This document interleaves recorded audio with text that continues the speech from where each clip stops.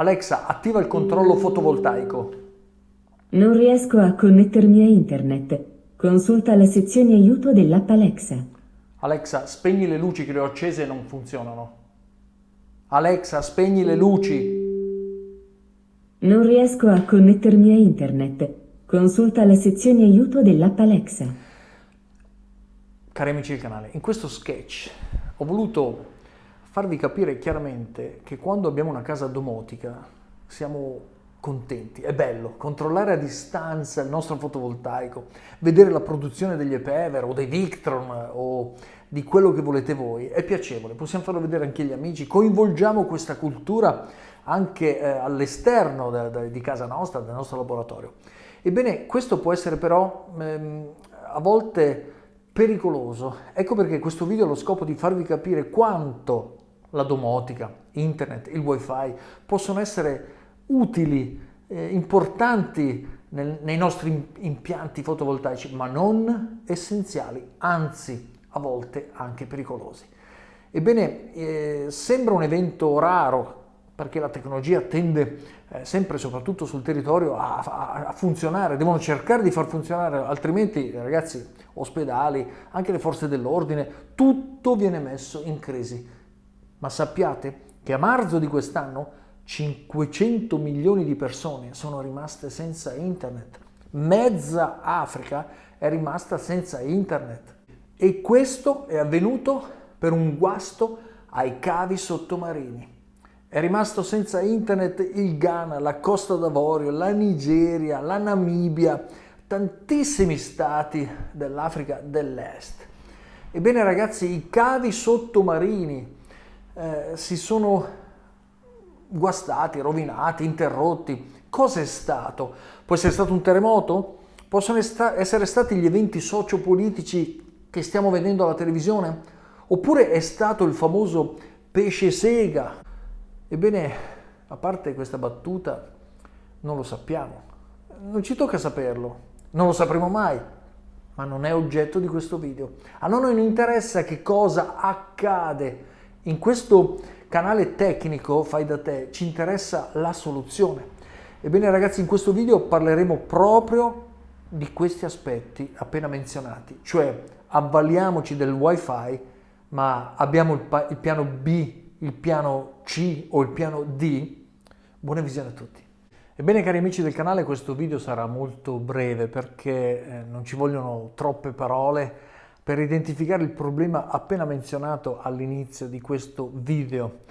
Quando si blocca una nazione, ma quando si blocca casa nostra, c'è una problematica da risolvere. Ecco perché la domotica è piacevole, è a volte estetica, a volte invece utile, a volte diventa essenziale, ma in tutti questi aspetti dovremmo considerare gli eventi che possono bloccarci la domotica, fondamentalmente legata a internet e quindi alla rete che circola per le strade, che arriva fino a casa nostra, fino al nostro laboratorio, fino alla nostra abitazione, alla nostra azienda. Ebbene ragazzi, se alcuni di voi stanno già dicendo vabbè allora non usiamo l'internet dei cavi sottomarini, vi ricordo che i cavi sottomarini sono talmente tanti, sono circa più di 500 in tutti gli oceani e la loro lunghezza è molto molto superiore alla circonferenza della Terra, cioè potremmo girare intorno alla Terra per quanti cavi ci sono sotto il mare. Alcuni di voi potrebbero dire allora facciamo il satellitare. Ebbene, è giusto che sappiate che circa il 94-95% di internet gira sui cavi sottomarini. Questa entità, questa somma di dati così importante difficilmente è trasferibile sui satellitari, a fronte di un problema. C'è un'infrastruttura da gestire che è micidiale. A questo punto ecco lo scopo di questo video, andare a capire quanto sia piacevole la domotica ma quanto possa poi bloccarci. Allora passiamo al piano B. Intanto cos'è la domotica per i nuovi iscritti al canale, per gli amici che non hanno esperienza? È tutto ciò che si muove attraverso Internet è tutto ciò che è automatizzato attraverso dei segnali, attraverso dei codici che non passano semplicemente da un interruttore, ma che passano attraverso un meccanismo che si trova nell'aria. Ebbene, qui ho portato due scatole, no? In una ci sono i miei timer domotici, altre apparecchiature, questo riguarda anche Victron e Pever. Io di là in laboratorio ho 40 di queste, dove metto tutte le cosiddette minuterie elettroniche, sempre con la scritta in modo da vederle, perché sono veramente tanta roba. Ora, qui ad esempio io ho portato una cosa importante, poi metterò tutti i link qua sotto se vi piacciono, però lo scopo di questo video è andare a utilizzare questi, ma col piano B. Poi per quanto riguarda l'utilizzo faremo nel tempo anche dei video come ho già fatto su alcune cose.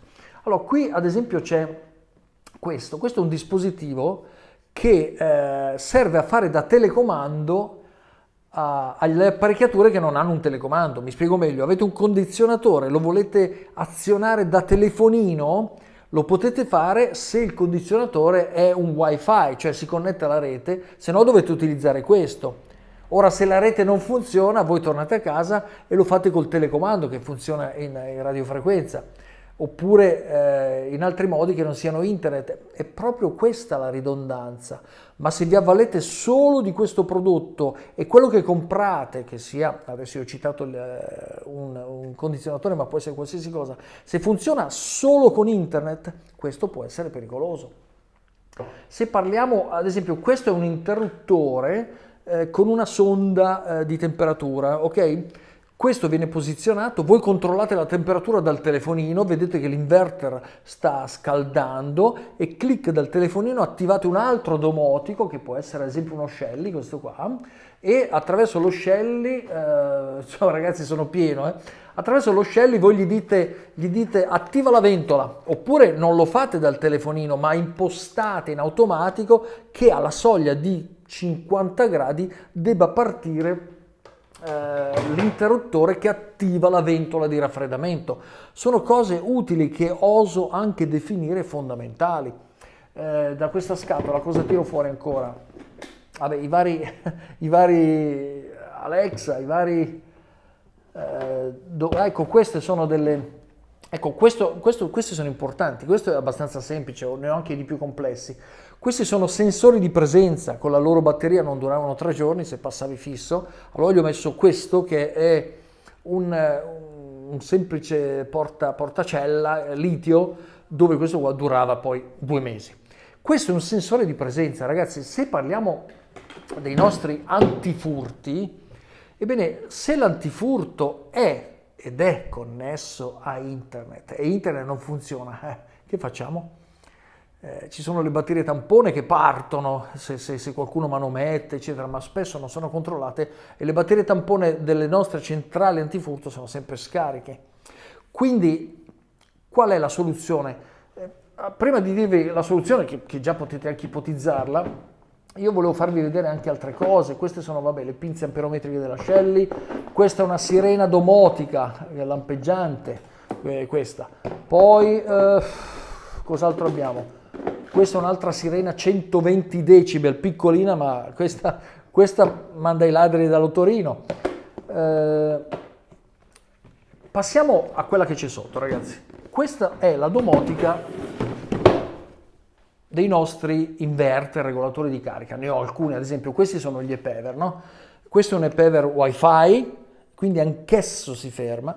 Questo è Bluetooth, cioè funziona in locale, e già vi ho identificato una soluzione. Mentre montiamo gli ePever abbiamo il Wi-Fi sul nuovo software che hanno fatto della Solar Guardian, controlliamo tutto, vediamo l'andamento.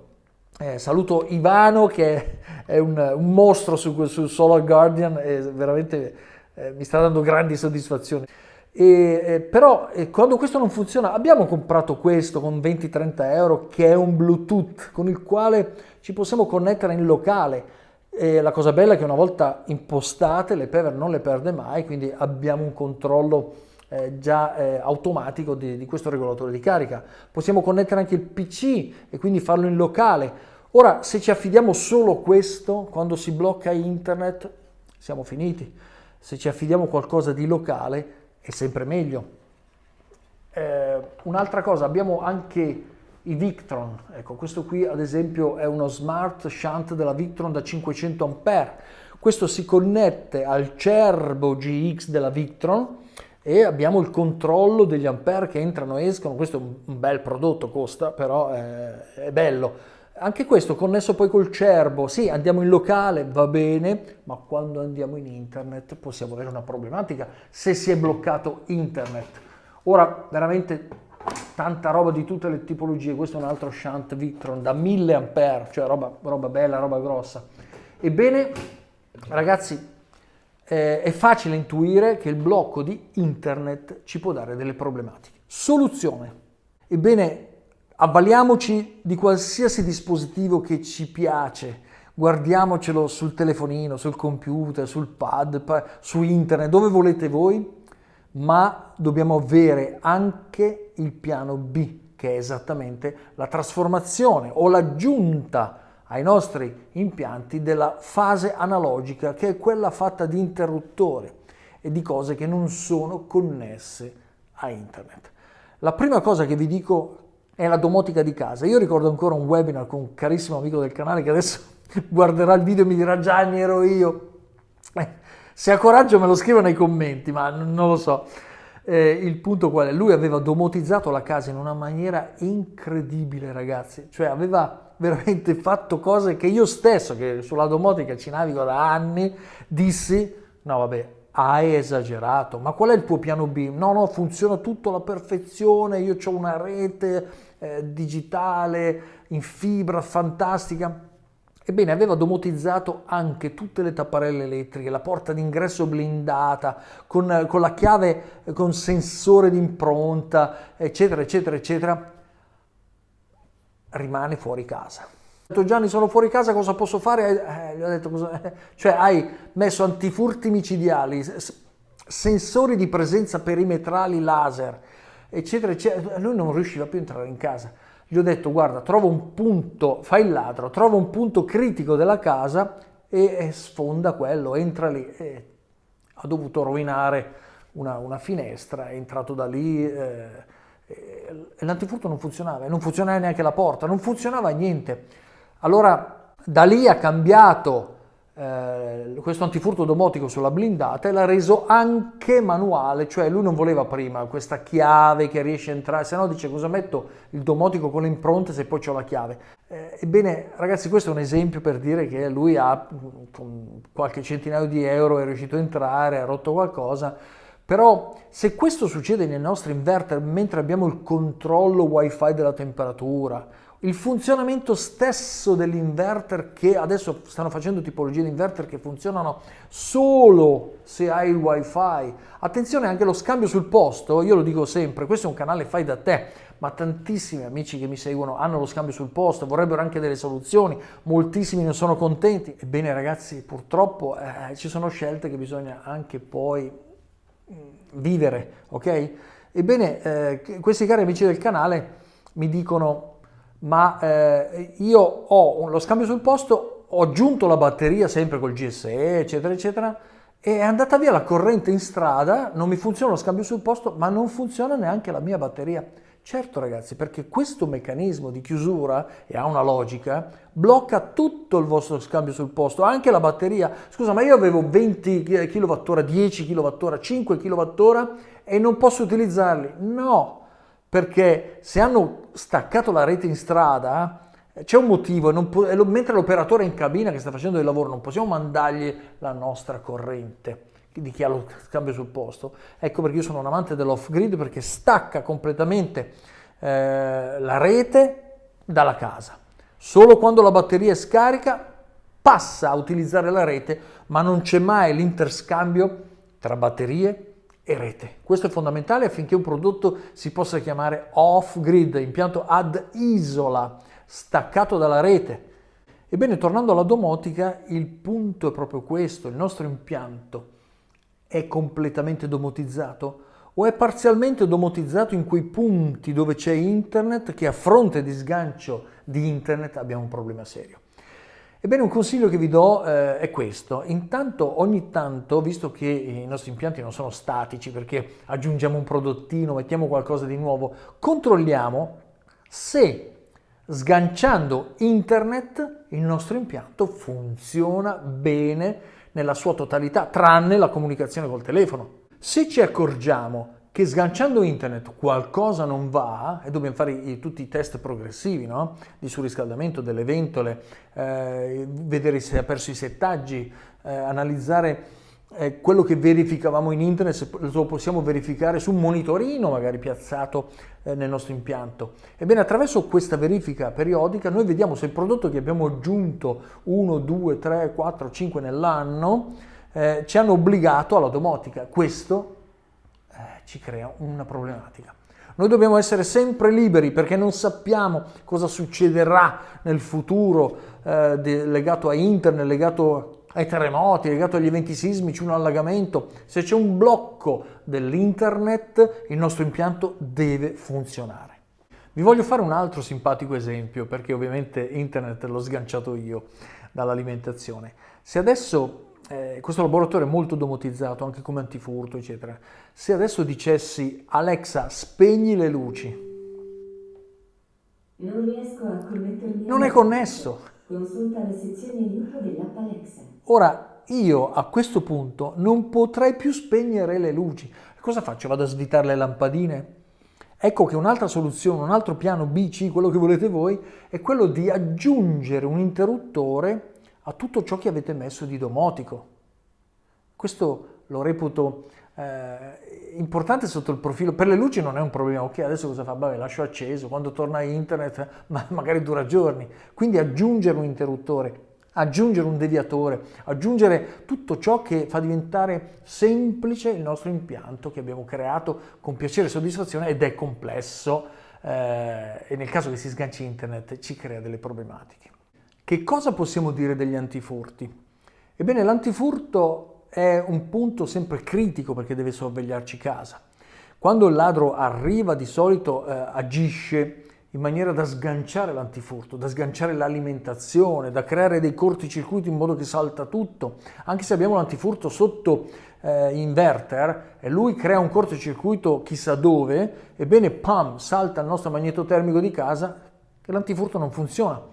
Abbiamo una batteria tampone, controlliamo le batterie tampone, primo aspetto. Secondo, se va via internet, abbiamo un antifurto solamente connesso a internet, degli microinterruttori sulle porte, sulle finestre, connessi attraverso i cavi, connessi a una batteria dedicata, dove è connessa a una sirena, dove a fronte di chiusura del circuito della finestra, della tapparella, di quello che volete voi, non c'è internet, ma questa batteria, clic, alimenta la sirena. Perlomeno creiamo una dissuasione. È chiaro, non ci arriverà nessun messaggio sul telefonino, ma immaginiamo di andare in vacanza una settimana e non abbiamo nulla che ci avvisa, il ladro si trasferisce in casa nostra e i disastri sono tanti. Allora creiamo perlomeno delle sirene, delle luci che devono essere occultate e quando partono lì si devono sentire, non le dobbiamo mettere all'ingresso. Alcuni hanno l'antifurto all'ingresso e il ladro la prima cosa che entra e che fa è schiuma l'antifurto con la schiuma poliuretanica, lo sappiamo benissimo, non è che sto facendo un addestramento ai ladri e questo non fa più sirene ad alto volume ma fa dentro lì. La batteria dove la mettiamo? All'ingresso, quando il ladro entra la trova lì? No, deve essere una zona occultata, con una batteria controllata sempre, verificata, alimentata da un piccolo caricabatterie che gli fa il mantenimento, che assorbe pochissimo. Quindi sappiamo che quella funziona. Al piombo va benissimo, al litio un pacco da 12 volt piccolino, meglio. Ma deve essere efficiente, deve essere analogico, deve essere interruttorino. Poi gli mettiamo anche un delay, un timer. Il delay significa quando attivi la finestra parti dopo un minuto, così non sai dove l'hai attivata delle varie rotture che hai fatto. Se no, come apro la finestra e suona, come la chiudo si ferma. Ci deve essere un delay che dà un ritardo, stabiliamo di un minuto. Poi ci deve essere un timer che la fa suonare per 2 minuti, 3, 5, non è che possiamo tutta notte, noi siamo in vacanza, finché non si scarica la batteria questa va avanti. gli diamo un tempo di attivazione e poi gli diamo l'attivazione oramai on, sarebbe a dire quando il ladro l'ha attivata non è che chiude la porta e si ferma, no, oramai l'hai attivata e quindi si entra nel campo del timer. Ragazzi, io potrei fare adesso 1000 video su questo argomento, ma ho anche una vita. Ringrazio sempre tutti voi della pazienza, le playlist sono tante e andiamo avanti perché qui getto anche delle culture che poi nel tempo vengono tutte riprese. Se io volessi fare il protagonista farei adesso solo un video che spiega il delay degli antifurti. Andiamo avanti, ci vogliono 50 anni. Invece vi faccio un'infarinatura generale affinché voi già possiate cominciare con i progetti. Qua non c'è gelosia. Se voi andate avanti, io sono contentissimo. Nei messaggi vedo anche tanti di voi che già sono andati avanti anche con la batteria a sabbia, eccetera. Stanno facendo quello che faccio io, prototipi, test e commentano, e questa è l'interazione che a me piace. Non c'è fretta su questo canale, ma c'è e deve esserci tanta cultura che io butto sul canale e voi aggiungete. Questo è fantastico, ragazzi. Di questo argomento, ragazzi, potremmo veramente fare una playlist, ma non voglio aggiungere un'altra playlist perché è un argomento molto vasto. Potrei anche dirvi questo: se manca la corrente, voi avete un accendino per accendere il gas della cucina. Immaginate adesso va via la corrente, che siamo abituati, no? E parte la cucina a gas. Per coloro che ancora non hanno il piano induzione, casa full electric, no gas. Ebbene, non abbiamo l'accendino, è andata via la corrente, vabbè dai, facciamoci una pasta, ho 2 candele, ma abitiamo da soli, i vicini sono in vacanza. Non avete idea di quanto diventa frustrante non riuscire ad accendere il gas. Cosa c'è? Scendiamo in giardino e troviamo 2 pietre focaie per accendere il gas. Sì, funziona, ma le sapete usare? O meglio, le trovate? Questo è un esempio semplice per dire che siamo talmente abituati alla tecnologia che a fronte di un evento, che succede? Anche le piccole cose diventano grandi problemi. Adesso vorrei che voi mi scriveste qua sotto che esperienze avete avuto e che soluzioni avete avuto, in modo da aiutare tutti gli altri amici del canale meno esperti a essere pronti per questi eventi. Ragazzi, io lo reputo molto importante questo video. Alla fine, sintetizzando, che cosa dobbiamo fare? Controllare periodicamente il nostro impianto se funziona senza internet. Se abbiamo tutti i settaggi già impostati e se si sgancia internet, tutto deve funzionare. Se abbiamo il controllo soprattutto delle emergenze, ventole di temperatura o anche chi ha messo gli estintori, eccetera, questi devono funzionare senza internet. Se abbiamo l'antifurto, bello, come vogliamo noi che ci manda i messaggi, ma anche con gli interruttori posizionati qua e là. Ebbene, se tutte queste accortezze le abbiamo sviluppate, se non abbiamo comprato quei prodotti che funzionano solo in internet, ebbene siamo già messi bene. Fate un check, fate una lista del vostro impianto, fatemi sapere a che punto siete, se avete riscontrato delle problematiche. Dopodiché, ragazzi, continuiamo con i nostri meravigliosi impianti anche senza internet. Iscrivetevi a questo canale se il video vi è piaciuto e ci vediamo al prossimo. Buona serata.